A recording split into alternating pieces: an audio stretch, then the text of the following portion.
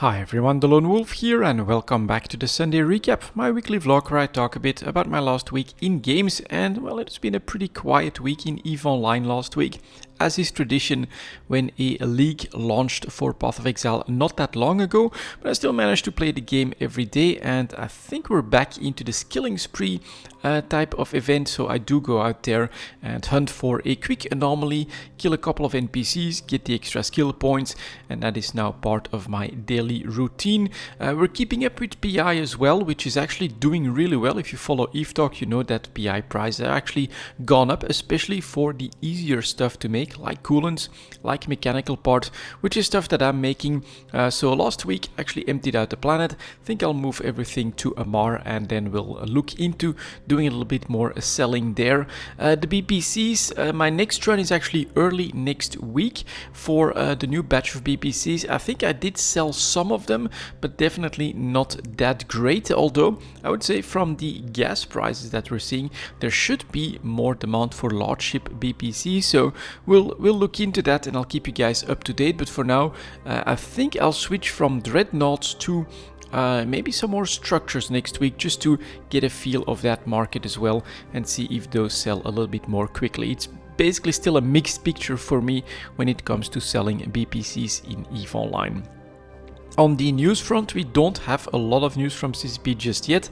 I guess that they are still in full development. I am curious to see what they'll still manage to do before summertime. Summertime is definitely a time where things quiet down substantially from CCP.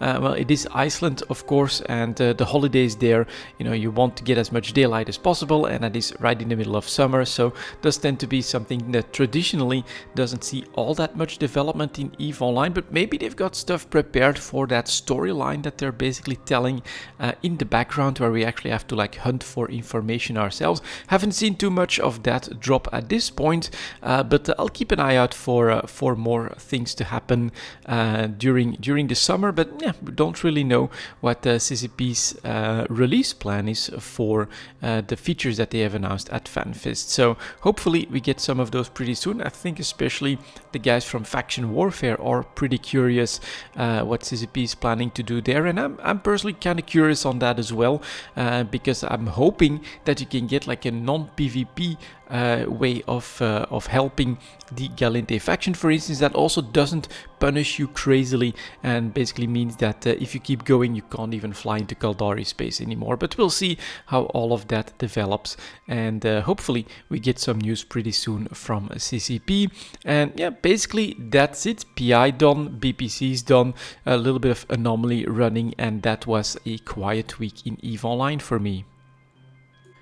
This of course means that I spent some time in another game, which is of course Path of Exile, where I've been playing, well, another character that I've been trying to build with the automatic flasks. So it's another ranger that then goes to, I'm not even sure what the name of the ascendancy is, but the one that basically gets healing when utility flasks are triggered, and then I buy flasks that trigger on hit, and there we go, we get some pretty powerful auto healing. Now my armor seems to be too low, I get one shot all the time, but the combination that does seem to work and I think has potential to be an interesting build is with traps. So I was using fire traps, and I honestly feel like even getting into maps and against bosses, I do have a decent amount of damage, especially compared to some of the other builds, because well, your ascendancies don't really give you damage.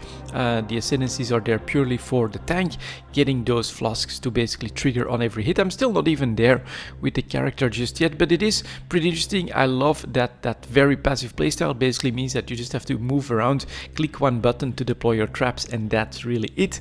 But yeah, it's basically lacking in tankiness still. So I'm also moving on to another character that's going to be, I'm going to try to build as big an army as possible with as few clicks as possible. Definitely something that I love to do. The summoner playstyle, the necromancer, it's going to be yet again is my favorite playstyle in Path of Exile, and I must say I am struggling a little bit with staying motivated in this league. I really just cannot like the league mechanic. The way I'm doing it at the moment is I just have everything pumped into the first sentinel that you get, the red one, that basically, you know, you get a little bit of time there. It usually manages to use up all its charges and all of its bonuses, and that's really all I'm using at the moment when it comes to the league mechanic. So it's really not for me, and I basically need to get another character into maps before I can do the fun stuff, because there I do have enough maps done, so now that I can basically focus on the league mechanics that I really do like. So I'm taking out quite a few of the other ones, but I love Ritual,